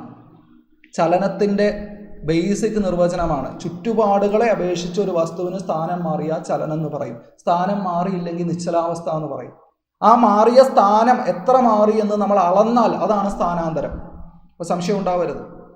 ഒരു വസ്തുവിൻ്റെ സ്ഥാനമാറ്റം നമ്മൾ അളക്കുകയാണ്, എത്ര മീറ്റർ എന്ന് അളന്നു കഴിഞ്ഞാൽ അതാണ് സ്ഥാനാന്തരം. സ്ഥാനം മാറുന്നതിന് പറയുന്ന പേര് ചലനം എന്നാണ്. സ്ഥാനാന്തരത്തിൻ്റെ യൂണിറ്റ് ഏതാണ്? മീറ്റർ. സംശയമൊന്നുമില്ലല്ലോ. സ്ഥാനാന്തരം എന്ന് പറഞ്ഞാൽ നീളമാണ് അളക്കുന്നത്. നീളത്തിൻ്റെ യൂണിറ്റ് മീറ്ററാണ്. സെക്കൻഡ് സമയത്തിൻ്റെ യൂണിറ്റാണ്. അല്ലെ, മീറ്റർ പെർ സെക്കൻഡ് എന്ന് പറയുന്നത് പ്രവേഗത്തിൻ്റെ യൂണിറ്റ് അല്ലെങ്കിൽ വേഗതയുടെ യൂണിറ്റാണ്. മീറ്റർ പെർ സെക്കൻഡ് സ്ക്വയർ എന്താണ്? ത്വരണത്തിൻ്റെ യൂണിറ്റാണ്. മാറിപ്പോകരുത്. നീളം അളക്കുന്നതിന് ഉപയോഗിക്കുന്ന യൂണിറ്റുകളാണ് താഴെ തന്നിരിക്കുന്നത്. ഇതിൽ ഏറ്റവും വലിയ യൂണിറ്റ് ഏത് എന്ന് ചോദ്യം. ഏറ്റവും വലിയ യൂണിറ്റ് ഇപ്പോൾ ഇതിനകത്ത് തന്നിരിക്കുന്ന നാനോമീറ്റർ എന്ന് പറയുന്നത് വളരെ ചെറിയ യൂണിറ്റാണ്. 10⁻⁻9 മീറ്റർ. ഇതാണ് നാനോമീറ്റർ, വളരെ ചെറുതാണ്. പ്രകാശവർഷം, ഒരു വർഷം കൊണ്ട് പ്രകാശം സഞ്ചരിക്കുന്ന ദൂരം. അസ്ട്രോണോമിക്കൽ യൂണിറ്റ് ഭൂമിയും സൂര്യനും തമ്മിലുള്ള അകലമാണ്. ഇതിലേതാ വലുത്? പ്രകാശവർഷവും അസ്ട്രോണോമിക്കൽ യൂണിറ്റിൽ ഏതാ വലുത്? ഭൂമിയും സൂര്യനും തമ്മിലുള്ള അകലമാണോ ഒരു വർഷം കൊണ്ട് പ്രകാശം സഞ്ചരിക്കുന്ന ദൂരമാണോ വലുത്? ഒരു വർഷം കൊണ്ട് പ്രകാശം സഞ്ചരിക്കുന്നതാണ് വലുത്. അതിനേക്കാൾ വലുതാണ് പാർസെക്ക്. അതായത് ഏകദേശം 3.24 പ്രകാശവർഷമാണ് ഒരു പാർസെക്ക് എന്ന് പറയുന്നത്. പ്രകാശവർഷത്തെക്കാൾ വലുതാണ് പാർസെക്ക്. ഇക്കൂട്ടത്തിലെ ഏറ്റവും വലിയ യൂണിറ്റ് പാർസെക്കാണ്. ഇത്തരത്തിലുള്ള നീളത്തിൻ്റെ വിവിധ അളവുകളൊന്ന് നോക്കിയിരിക്കുക. ഒരു വസ്തുവിൻ്റെ വേഗതയെ സംബന്ധിച്ച് താഴെ പറയുന്നവയിൽ ഏത് സമവാക്യമാണ് ശരിയല്ലാത്തത്? അപ്പോൾ വേഗത കാണാൻ നമ്മൾ പഠിച്ച സമവാക്യം എന്താ? വേഗത സമം ദൂരം ബൈ സമയം എന്ന് പറയുന്ന സിമ്പിൾ സമവാക്യം. ദൂരം ബൈ സമയം എവിടെയുണ്ട്? ഇക്കൂട്ടത്തിൽ ഇതാ, വേഗത ദൂരം ബൈ സമയം. ശരിയാണ്. ഇനി ഇത് തന്നെ തിരിച്ചും മറിച്ചു എഴുതി കഴിഞ്ഞാൽ ദൂരം സമം വേഗത ഇൻറ്റു സമയം. ഇവിടെ എവിടെയെങ്കിലും ഉണ്ടോ? ദൂരം സമം വേഗത ഇൻറ്റു സമയം. ഇതും ശരിയാണ്. ഇനി സമയത്തിന്റെ സമവാക്യം ഇവിടുന്ന് എങ്ങനെ ഉണ്ടാക്കുക? സമയം ഇടത്തോട്ട് വന്ന് വേഗത വലത്തോട്ട് വന്ന സമയം സമം ദൂരം ബൈ വേഗത. സമയം സമം ദൂരം ബൈ വേഗത. അതും ഇവിടെ ഉണ്ട്. അപ്പൊ ശരിയല്ലാത്തത് ഏതാ? ഇതാണ് ശരിയല്ലാത്തത്. ഇതാണ് നമ്മുടെ ഉത്തരം. ഇതാണ് നമ്മൾ ആൻസർ ആയിട്ട് തിരഞ്ഞെടുക്കേണ്ടത്. ഓക്കെ. അപ്പോൾ സിമ്പിൾ സമവാക്യം. ഇതേപോലെ പ്രവേഗത്തിന്റെ സമവാക്യം വരാം. പ്രവേഗത്തിന്റെ സമവാക്യം എന്താ? പ്രവേഗം സമം ദൂരത്തിന് പകരം സ്ഥാനാന്തരം. അത്രയേ ഉള്ളൂ. സ്ഥാനാന്തരം ബൈ സമയം. എന്താ ഇത് രണ്ടും തമ്മിലുള്ള വ്യത്യാസം? ദൂരം അദിശ അളവാണ്, സ്ഥാനാന്തരം സദിശ അളവാണ്. അതേപോലെ വേഗത ദിശ വേണ്ടാത്ത അദിശ അളവാണ്, പ്രവേഗം ദിശയുള്ള സദിശ അളവാണ്. ഇങ്ങനെ നമ്മൾ പഠിച്ചിട്ടുണ്ട്. രണ്ടിൻ്റെ യൂണിറ്റ്, വേഗതയുടെയും പ്രവേഗത്തിൻ്റെയും യൂണിറ്റ് എന്ത് തന്നെയാണ്? മീറ്റർ പെർ സെക്കൻഡ് തന്നെയാണ് ചലനവുമായിട്ട് ബന്ധപ്പെട്ട്. ഒരു വാച്ചിലെ സെക്കൻഡ് സൂചിയുടെ ചലനം ഇവിടെ ചക്രഗതിയാണ്. ചക്രഗതി എന്ന് പറഞ്ഞാൽ വട്ടത്തിൽ കറങ്ങുക. സെക്കൻഡ് സൂചി വട്ടത്തിലല്ലേ, ചക്രം കറങ്ങുന്ന പോലെയുള്ള ഒരു കറക്കമാണ് കറങ്ങുന്നത്. ശരിയല്ലേ? ഇതിനകത്ത് ബാക്കി 2-3 വരുന്നത് എന്താണ്? സമചലനം. സമചലനം എന്ന് പറഞ്ഞു കഴിഞ്ഞാൽ ഒരേ ഇൻ്റർവെല്ലിൽ ഒരേപോലെ കറങ്ങണം. പക്ഷെ നമ്മൾ നോക്കുമ്പോൾ ചില സെക്കൻഡ് സൂചിയൊക്കെ ഇങ്ങനെ ജമ്പ് ചെയ്തൊക്കെ പോവാം. അപ്പോൾ നമുക്ക് അങ്ങനെ കൃത്യമായിട്ട് സമചലനം എന്ന് പറഞ്ഞുകൂടാം. കൃത്യമായിട്ട് ഇവിടെ പറയാൻ പറ്റുന്ന ചക്രഗതി എന്നുള്ളതാണ്. ഭ്രമണചലനം എന്ന് പറയാൻ പറ്റുമോ? ഭ്രമണം എന്ന് പറഞ്ഞാൽ എങ്ങനെയാണ്? ഒരു അച്ചുതണ്ടിൽ നിന്ന് കറങ്ങുന്നതാണ് ഭ്രമണചലനം. അച്ചുതണ്ടിൽ നിന്നുകൊണ്ടല്ല സെക്കൻഡ് സൂചി കറങ്ങുന്നത്. സമമന്ദീകരണ ചലനം എന്ന് പറഞ്ഞാൽ എന്താണ്? വേഗത കുറഞ്ഞുകൊണ്ട് വരുന്നതാണ് സമമന്ദീകരണ ചലനം. അങ്ങനെയല്ല വാച്ചിന്റെ സെക്കൻഡ് സൂചിയുടെ ചലനം. ഒരു വസ്തുവിന് സ്വന്തം അക്ഷത്തെ അടിസ്ഥാനമാക്കിയുള്ള ചലനമാണ് ഏത്? ഭ്രമണം. സംശയമൊന്നുമില്ലല്ലോ. മറ്റൊരു വസ്തുവിനെ ചുറ്റി കറങ്ങുന്നതാണ് പരിക്രമണം. വട്ടത്തിൽ കറങ്ങുന്ന വൃത്താകൃതിയിലുള്ള ചലനമാണ് വർത്തുള ചലനം. നേർരേഖയിലൂടെ പോകുന്നതാണ് നേർരേഖാ ചലനം. സ്വന്തം അക്ഷത്തെ അടിസ്ഥാനമാക്കി ഭൂമി സ്വന്തം അച്ചുതണ്ടിൽ കറങ്ങുന്നത്, അതിനാണ് എന്ത്? ഭ്രമണം എന്ന് പറയുന്നത്.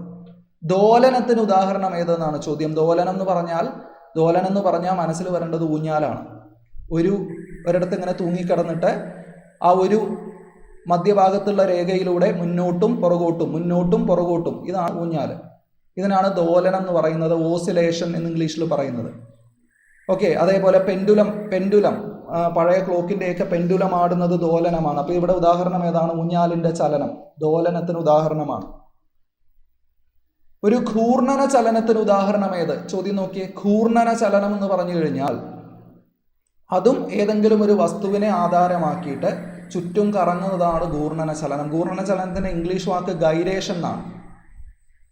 ഏതെങ്കിലും ഒരു വസ്തുവിനെ, സാങ്കല്പിക വസ്തുവിനെയോ മറ്റൊരു വസ്തുവിനെയോ ആധാരമാക്കി ചുറ്റിക്കറങ്ങുന്നതാണ് ഘൂർണന ചലനം. ഭ്രമണവും പരിക്രമണവും ഒക്കെ ഘൂർണന ചലനമാണ്. ഭ്രമണവും പരിക്രമണവും ഘൂർണന ചലനമാണ്. ഇക്കൂട്ടത്തിൽ ഏതാ ഉദാഹരണം? മൺപാത്ര നിർമ്മാണത്തിന് ഉപയോഗിക്കുന്ന ചക്രത്തിന്റെ കറക്കം, അതെങ്ങനെയാണ് കറങ്ങുന്നത്? ഒരു ബിന്ദുവിനെ അടിസ്ഥാനമാക്കി ചുറ്റുമാണ് ചെയ്യുന്നത്. അത് ഘൂർണന ചലനത്തിന് ഉദാഹരണമാണ്. അടുത്തൊരു ചോദ്യം നോക്കൂ. ഒരു പ്രൊജക്ടൈലിന് പരമാവധി റേഞ്ച് ലഭിക്കുവാൻ ഏത് കോണളവിൽ വിക്ഷേപിക്കണം? ഒരു പ്രൊജക്ടൈലിന് പരമാവധി റേഞ്ച് ലഭിക്കാൻ ഏത് കോണളവിൽ വിക്ഷേപിക്കണം എന്നൊരു ചോദ്യം. പ്രൊജക്ടൈൽ ചലനത്തെക്കുറിച്ച് വിശദമായിട്ട് പഠിക്കാനൊന്നുമില്ല, പക്ഷേ ഇതറിഞ്ഞിരിക്കണം.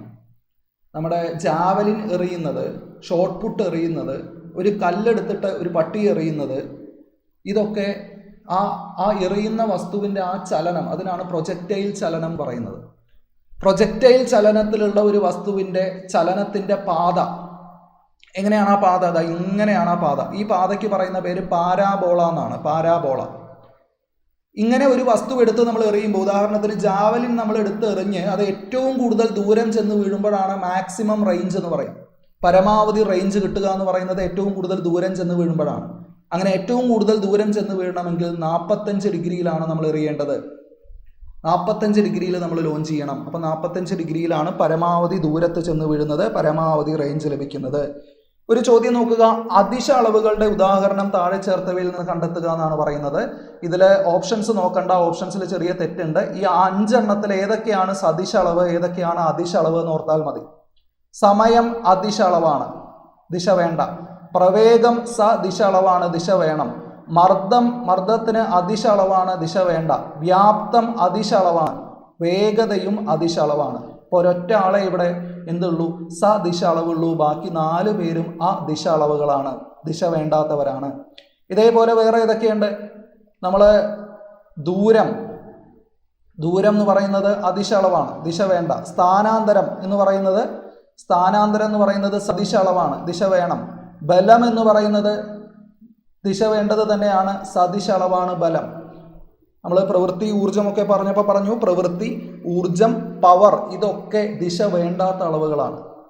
അപ്പോൾ ഇത് നമ്മൾ പഠിച്ച എല്ലാ ഭൗതിക അളവുകളും സദിശം അതിശം എന്ന് പറഞ്ഞിട്ട് ഓർത്തു വെക്കുന്നത് നന്നായിരിക്കും, ചോദ്യം വരാം. ഇനി നമ്മൾ ബലത്തിലേക്ക്, അല്ലെ, ചലനങ്ങളും ബലവും എന്ന് പറഞ്ഞാണ് നമ്മൾ ഡിസ്കസ് ചെയ്യുന്നത്. ബലത്തിലേക്ക് നമ്മൾ വരുമ്പോൾ ഇത്രയും കാര്യങ്ങൾ പഠിച്ചോ എന്നൊന്ന് ഉറപ്പ് വരുത്തുക. ബലം എന്താണ്?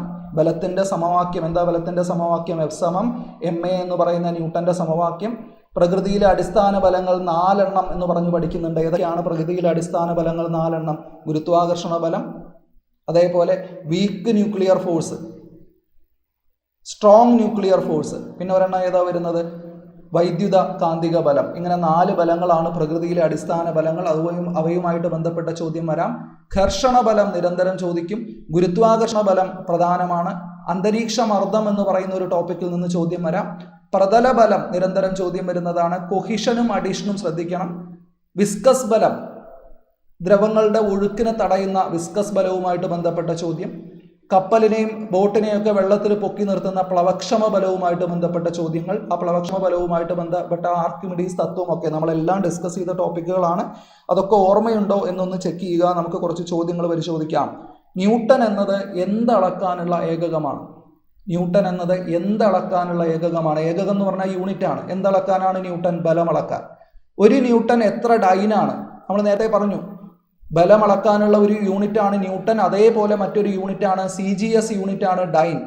ഒരു ന്യൂട്ടൺ എന്ന് പറഞ്ഞാൽ 10⁵5 ഡൈനാണ്.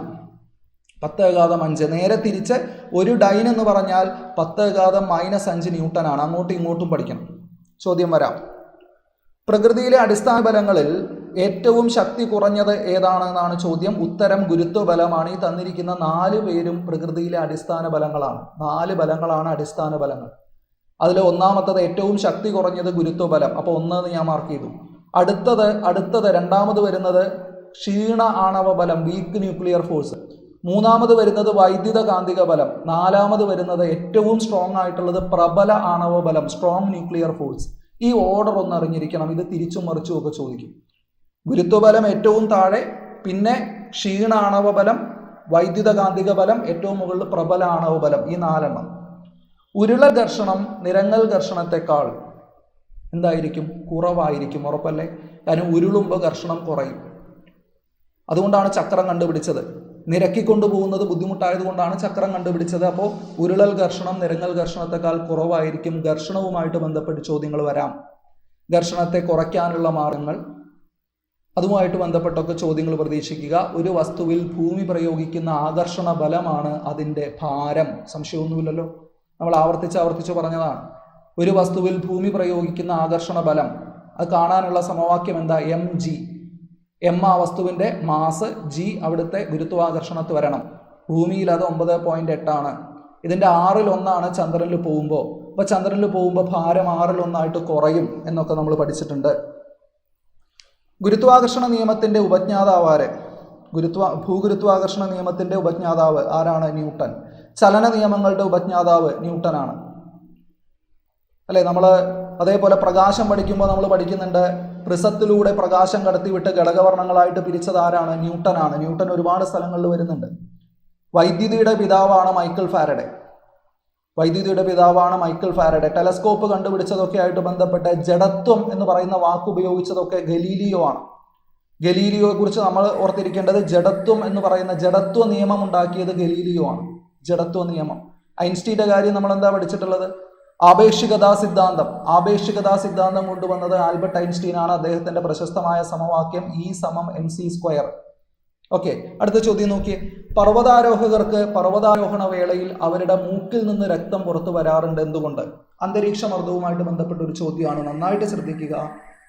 മൂക്കിൽ നിന്ന് രക്തം പുറത്തു വരിക എന്ന് പറയുമ്പോൾ നമ്മൾ ചിന്തിച്ചാൽ മതി, മൂക്കിനകത്ത് രക്തക്കുഴലുകൾക്കുള്ളിൽ നിന്ന് രക്തം പുറത്തു വരണമെങ്കിൽ ഏതെങ്കിലും ഒരിടത്തു നിന്ന് രക്തം വേറൊരിടത്തേക്ക്, രക്തമല്ല ഏതൊരു ദ്രവവും വേറൊരിടത്തേക്ക് ഒഴുകണമെങ്കിൽ എവിടുന്നാണോ ഒഴുകുന്നത് അവിടെ മർദ്ദം കൂടുതലായിരിക്കും, എങ്ങോട്ടാണോ ഒഴുകുന്നത് അവിടെ മർദ്ദം കുറവായിരിക്കും. മർദ്ദം കൂടുതലുള്ളിടത്തു നിന്ന് കുറവുള്ളിടത്തേക്കാണ് ഒഴുകുക. അപ്പോൾ രക്തക്കുഴലുകളിൽ മർദ്ദം കൂടുതൽ, അന്തരീക്ഷത്തിൽ മർദ്ദം കുറവ്. അപ്പോൾ പർവ്വതാരോഹകരെ കുന്നുകയറി മുകളിലെത്തുമ്പോൾ അന്തരീക്ഷ മർദ്ദം കുറയുന്നു. സ്വാഭാവികമായിട്ട് രക്തക്കുഴലിലെ മർദ്ദം കൂടുതലായിരിക്കും. അപ്പോൾ രക്തക്കുഴലുകൾ പൊട്ടിച്ച് രക്തം പുറത്തു വരുന്നു. രക്തക്കുഴലുകൾ പൊട്ടിക്കുക എന്ന് പറയുമ്പോൾ വലിയ രക്തക്കുഴലുകളൊന്നും പൊട്ടില്ല, ധമനികളും സിരകളും ഒന്നും പൊട്ടിക്കില്ല. മൂക്കിനകത്തൊക്കെയുള്ള കുഞ്ഞു ലോമികകൾ പൊട്ടിച്ച് രക്തം പുറത്തു വരുന്നു. അങ്ങനെയാണ് മൂക്കിൽ നിന്ന് രക്തം വരുന്നത്. അന്തരീക്ഷ മർദ്ദം കുറവും രക്തക്കുഴലുകളുടെ മർദ്ദം കൂടുതലുമായതിനാൽ എന്നുള്ളതാണ് നമ്മുടെ ശരി ഉത്തരം. ഓക്കെ അല്ലേ? അടുത്ത ചോദ്യത്തിലേക്ക് നമുക്ക് പോവാം. മഴത്തുള്ളികളുടെ ഗോളാകൃതിക്ക് കാരണമായ ബലം പ്രതല ബലമാണ്. മഴത്തുള്ളികൾ ഉരുണ്ടിരിക്കാനാണ് ആഗ്രഹിക്കുന്നത് മുകളിൽ നിന്ന് താഴേക്ക് വരുമ്പോൾ. അതിന് കാരണം പരമാവധി ഉപരിതല വിസ്തീർണം കിട്ടാൻ വേണ്ടിയാണ്. പരമാവധി ഉപരിതല വിസ്തീർണം കിട്ടിക്കഴിഞ്ഞാൽ പ്രതല ബലം കൂടും. ഒരു ദ്രവത്തിൻ്റെ ഒരു ദ്രാവകത്തിൻ്റെ ഉപരിതലത്തിൽ അനുഭവപ്പെടുന്ന ബലമാണ് പ്രതല ബലം. പ്രതലത്തിൽ അനുഭവപ്പെടുന്ന ബലമാണ് പ്രതല ബലം. അത് കൂടുതൽ കിട്ടാൻ വേണ്ടിയാണ് മഴത്തുള്ളി ഗോളാകൃതിയിൽ ഇരിക്കാൻ ഇഷ്ടപ്പെടുന്നത്. സോപ്പ് ജലത്തിൽ ലയിക്കുമ്പോൾ പ്രതല ബലത്തിന് എന്ത് സംഭവിക്കും? ശ്രദ്ധിക്കുക. വെള്ളത്തിൻ്റെ ഉപരിതലത്തിലുള്ള കണികകൾക്കിടയിലാണ്, ഉപരിതലത്തിലെ തന്മാത്രകൾക്കിടയിലാണ് പ്രതല ബലം ഉള്ളത്. അപ്പോൾ ജലതന്മാത്രകളുടെ ഇടയിലുള്ള ആകർഷണ ബലം, അതിന് വേറൊരു പേരും കൂടെ പറയും, കൊഹിഷൻ ബലം എന്ന് പറയും. ഏതാണ്? ഒരേ ഇനത്തിൽപ്പെട്ട തന്മാത്രകൾ പരസ്പരം ആകർഷിക്കുന്നതിന് കൊഹിഷൻ ബലം എന്ന് പറയും. കൊഹിഷൻ ബലം കാരണമാണ് പ്രതല ബലം ഉണ്ടാവുന്നത്. ഇതിലേക്ക് സോപ്പ് ചേർത്താൽ ജലതന്മാത്രകളുടെ ഇടയിലേക്ക് സോപ്പ് തന്മാത്രകൾ കയറും. അപ്പോൾ കൊഹിഷൻ ബലം കുറയും, അപ്പോൾ പ്രതല ബലം കുറയും. ഇത്രയേ ഉള്ളൂ. സോപ്പ് ജലത്തിൽ ലയിപ്പിക്കുമ്പോൾ ജലത്തിന്റെ പ്രതല ബലം കുറയും. എന്തുകൊണ്ട് കുറയും? ജലതന്മാത്രകളുടെ ഇടയിൽ സോപ്പ് തന്മാത്രകൾ കയറും. അപ്പോൾ പ്രതല ബലത്തിന് കാരണമായ കൊഹിഷൻ ബലം കുറയും. അപ്പോൾ പ്രതല ബലവും കുറയും. അങ്ങനെ ഓർക്കുക. അടുത്ത പ്രധാനപ്പെട്ട അടുത്ത ടോപ്പിക് കൂടെ പറഞ്ഞിട്ട് നമ്മൾ ഇത് അവസാനിപ്പിക്കും. ശബ്ദവും പ്രകാശവും വലുതാണ്. ശബ്ദം വേറെ, പ്രകാശം വേറെ. രണ്ടും രണ്ടായിട്ട് പഠിക്കാൻ മാത്രം വലുപ്പമുള്ള വലിയ ടോപ്പിക്കാണ് ശബ്ദവും പ്രകാശവും. ശബ്ദത്തിൽ നിന്ന് ചോദ്യം 2 ഘട്ടത്തിലും ചോദിച്ചിട്ടുണ്ട്. ഇനിയും പ്രതീക്ഷിക്കാം. ശബ്ദവുമായിട്ട് ബന്ധപ്പെട്ട് ശ്രദ്ധിക്കേണ്ട കാര്യങ്ങൾ: ശബ്ദ തരംഗത്തിന്റെ പ്രത്യേകതകൾ, അളവുകൾ, ശബ്ദത്തിന്റെ വേഗത, പ്രത്യേകിച്ച് ഓരോ മാധ്യമത്തിലും ശബ്ദത്തിന്റെ വേഗതയ്ക്ക് എന്ത് മാറ്റം വരുന്നു തുടങ്ങിയ കാര്യങ്ങൾ. പിന്നെ ശബ്ദത്തിന്റെ മറ്റ് അളവുകൾ, ഉച്ചതയാണ് ഏറ്റവും പ്രധാനം. പിന്നെ ശ്രവണ പരിധി, ഇവിടെ നിന്നാണ് ചോദ്യം 2 ഘട്ടത്തിൽ വന്നിട്ടുള്ളത്. ശ്രവണ പരിധിയുമായി ബന്ധപ്പെട്ട് 20 ഹെർട്സ് മുതൽ 20,000 ഹെർട്സ് വരെയാണ് മനുഷ്യന്റെ ശ്രവണ പരിധി. അതുമായിട്ട് ബന്ധപ്പെട്ട ചോദ്യം. അതിൽ തന്നെ ശ്രവണ പരിധിക്ക് താഴെയുള്ള ഇൻഫ്രാസോണിക്, മുകളിലുള്ള അൾട്രാസോണിക്, ഇത് ശ്രദ്ധിക്കണം. ശബ്ദത്തിന്റെ പ്രതിഫലനവുമായിട്ട് ബന്ധപ്പെട്ട വാക്കുകൾ: ശ്രവണ സ്ഥിരത, അനുരണനം, പ്രതിധ്വനി, ഇതൊക്കെയാണ് ശ്രദ്ധിക്കേണ്ടത്. ചില ചോദ്യങ്ങൾ നമുക്ക് നോക്കാം. ഇത് ആദ്യത്തെ ഘട്ടങ്ങളിൽ 2 ഘട്ടങ്ങളിൽ വന്ന ചോദ്യമാണ്. നിങ്ങൾ കണ്ടിട്ടുണ്ടാവും ഈ ചോദ്യം. ശ്രവണബോധം ഉളവാക്കാൻ കഴിയുന്ന ഊർജ്ജരൂപമാണ് ശബ്ദം. ശബ്ദത്തെ സംബന്ധിച്ച് തന്നിരിക്കുന്ന പ്രസ്താവനകൾ, ശരിയായ പ്രസ്താവനകൾ ഏതൊക്കെയാണെന്നാണ് ചോദിച്ചിരിക്കുന്നത്.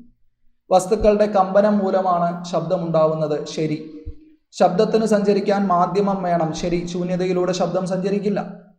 മനുഷ്യരുടെ ശ്രവണ പരിധി 20 ഹെർട്സ് മുതൽ 2000 ഹെർട്സ് വരെയാണ്. തെറ്റ്. 20 ഹെർട്സ് മുതൽ 20,000 ഹെർട്സ് വരെയാണ്. ഇതാണ് ശരി. അപ്പോൾ മൂന്നാമത്തെ സ്റ്റേറ്റ്മെന്റ് തെറ്റ്. 1ഉം 2ഉം മാത്രം ശരിയാണ് എന്ന് പറയുന്ന ഓപ്ഷൻ ബി.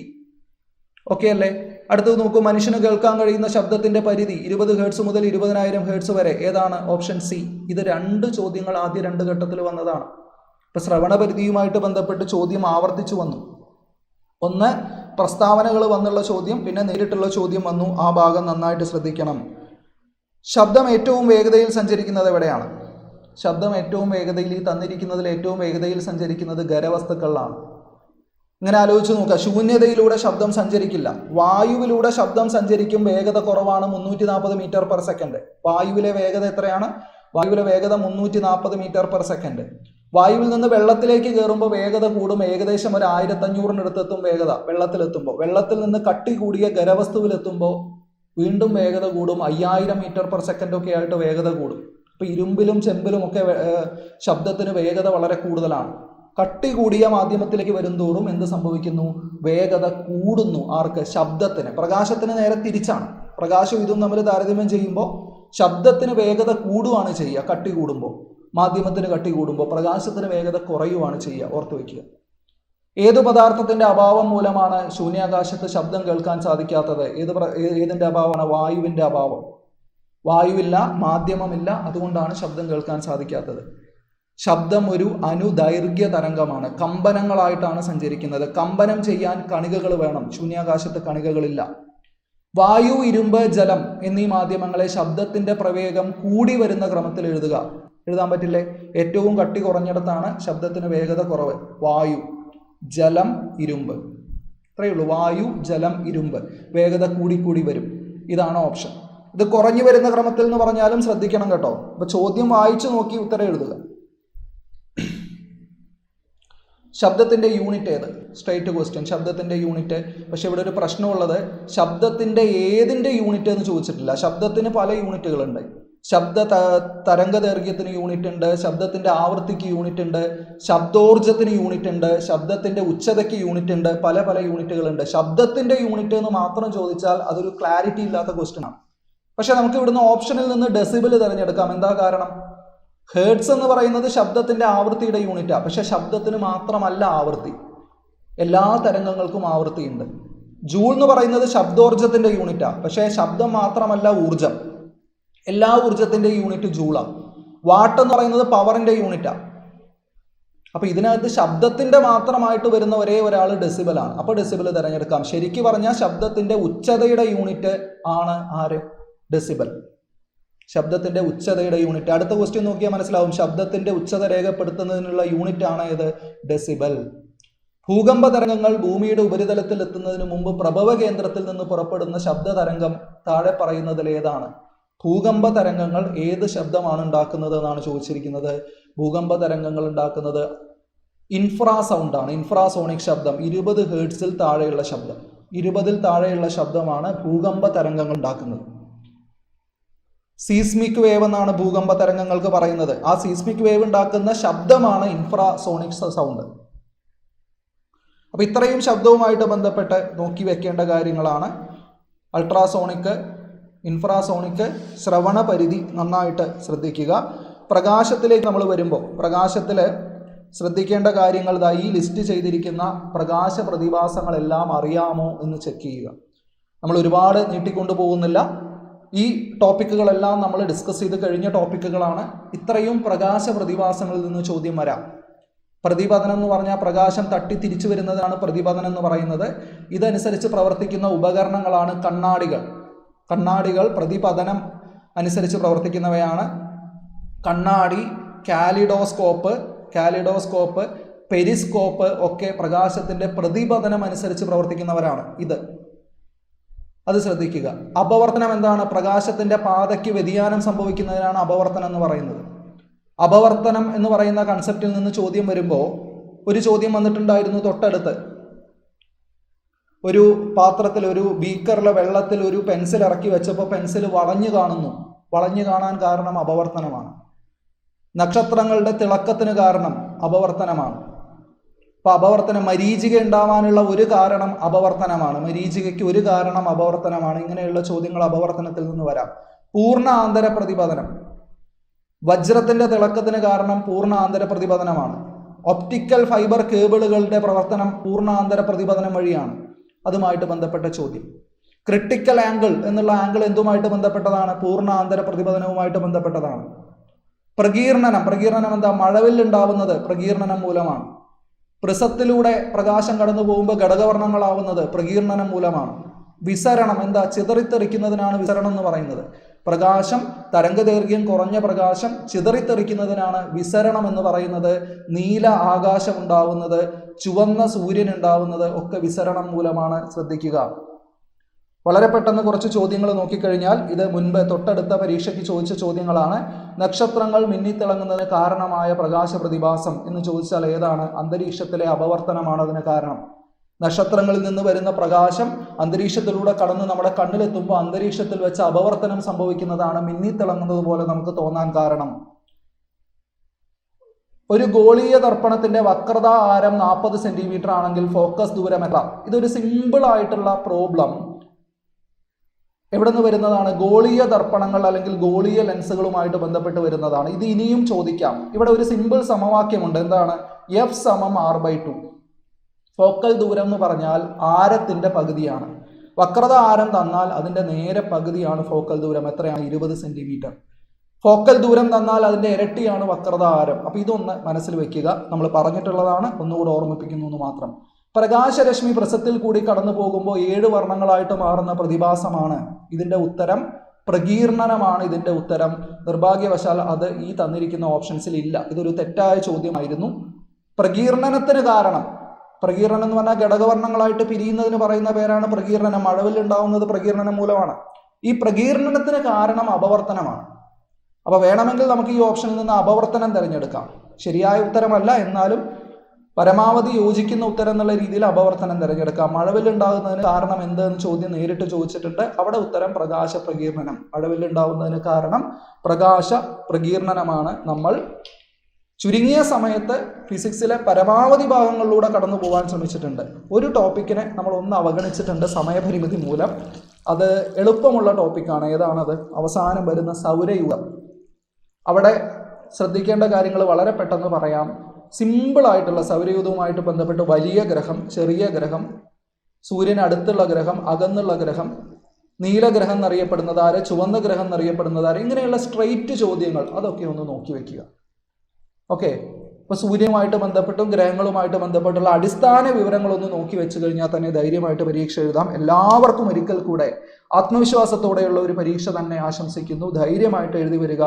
എൻട്രി പാതി നിങ്ങൾ പാതി എന്നാണ് എൻട്രിയുടെ ആപ്തവാക്യം. എൻട്രിയുടെ പാതിയാണ് നമ്മൾ ചെയ്തുകൊണ്ടിരിക്കുന്നത്. നിങ്ങളുടെ പാതി ധൈര്യമായിട്ട് ചെയ്താൽ പരീക്ഷയ്ക്ക് നമുക്ക് ഉന്നതമായിട്ടുള്ള വിജയം തന്നെ ഉണ്ടാവും. ഒരിക്കൽ കൂടി ആശംസകൾ. Santhosh Sethumadhavan signing off on behalf of Entri. Thank you very much.